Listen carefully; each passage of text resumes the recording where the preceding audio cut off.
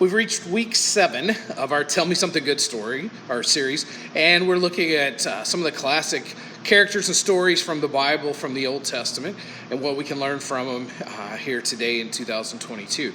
So we're going to be looking today at Jacob and Esau, and their story begins in Genesis 25. Here's what it says. These are the family records of Isaac, son of Abraham. Abraham fathered Isaac. Isaac was 40 when he took his wife Rebekah, daughter of Bethuel. Isaac prayed to the Lord on behalf of his wife because she was childless. The Lord was receptive to his prayer, and his wife Rebekah conceived. But the children inside her struggled with each other, and she said, "Why is this happening to me?" So she went to inquire of the Lord, and the Lord said to her, "Two nations are in your womb. Two peoples will come from you and be separated. One will be stronger than the other. The older will serve the younger." When her time came to give birth, there were indeed twins in her womb. The first came out red-looking, covered with hair like a fur coat, and they named him Esau. After this, his brother came out, grasping Esau's heel with his hand. So he was named Jacob. Isaac was 60 years old when they were born. In the midst of a crazy tale of deception and conflict and chaos, God was still working out redemption, reconciliation, and even salvation for his glory. And so that's the story of Isaac of Jacob and Esau, Isaac's sons, Abraham's grandsons. So who are Jacob and Esau? Well, as I said, they're Isaac's twin sons, they're Abraham's grandsons. Why is this important? Excuse me. Because God has made this covenant with Abraham that he would do some incredible stuff through him, and that was carried out through Isaac, and now it's going to be carried out through his kids. Isaac, their father, is the son of the promise. So they're part of Jesus' lineage. They're part of God's plan for that ultimately. Ultimately, they're at odds with each other, and Jacob is the line that God chooses. Second thing, they're polar opposites. Esau, it mentions there, was red in complexion and hairy. He was a skillful hunter. His name even means something along the lines of hairy. Jacob was fair in complexion. He had smooth skin. He was kind of a mama's boy. He was deceptive. He was manipulative. He was selfish. Esau seemed to be resourceful. He seemed to be skillful. He seemed to be a really good laborer. Their appearance was different. Their work habits were different. Their patterns were different. Their personality was different. And so much else was opposite. Their differences are okay, and it's okay for us to be different as long as that is awesome and complementary instead of becoming a source of conflict, as it did ultimately for them. From the beginning, they were at odds. At birth, Jacob grabbed at Esau's heel, and his name even kind of means something along the lines of heel grabber. He was a deceiver. He was a trickster. He was favored by his mom while Esau was favored by his dad.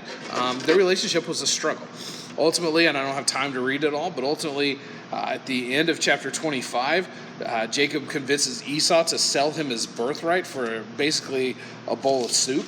And then a little bit later in chapter 27, he steals the blessing as well, the blessing that the firstborn son rightfully inherits. There was understandably some massive conflict between them. It was significant. Esau hated Jacob. He threatened him, and so ultimately Jacob fled. He was scared, and he disappeared for about 2 decades. He found a wife, and he settled down, but he did not have any desire to go home. He was scared of Esau, all that kind of stuff.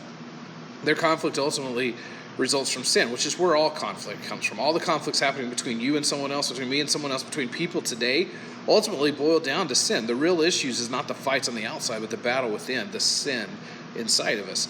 Like these two brothers, we need transformation from God to be made whole. God took them, he changed both of their hearts, and they experienced reconciliation. Jacob kind of got a dose of his own medicine. His father-in-law tricked him into working 14 years for the woman he loved and gave him the wrong woman initially, gave him the older sister when he was in love with the younger sister. He was deceived just as he had deceived others. And after about 20 years, God sent him back home.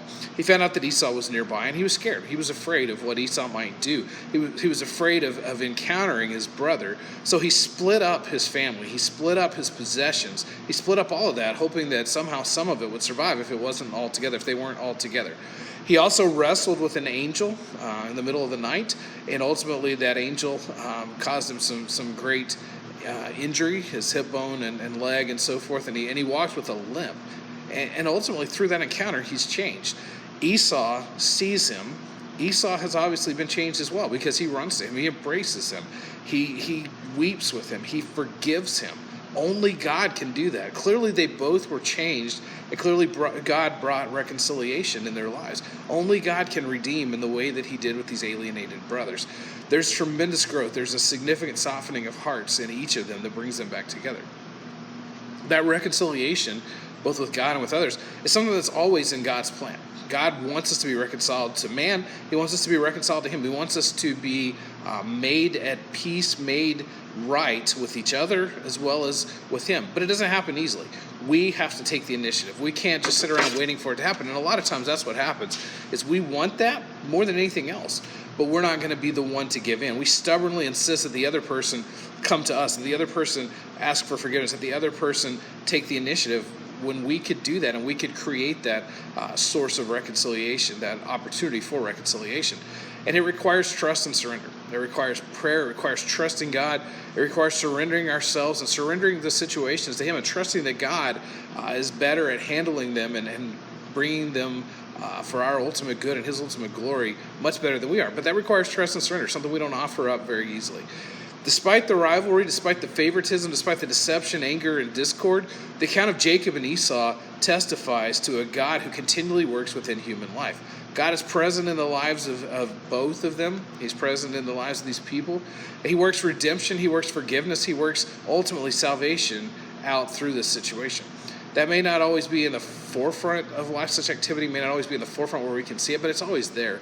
Similarly, we can claim in faith that God makes redemption available in our lives. As flawed as we might be, as prone to wrong decisions like Jacob as we might be, we can be confident in God's loving regard and God's willingness to redeem, and that's what he wants more than anything else, if we're willing to submit, surrender, and trust him and allow that reconciliation with himself and with humanity to take place in our lives.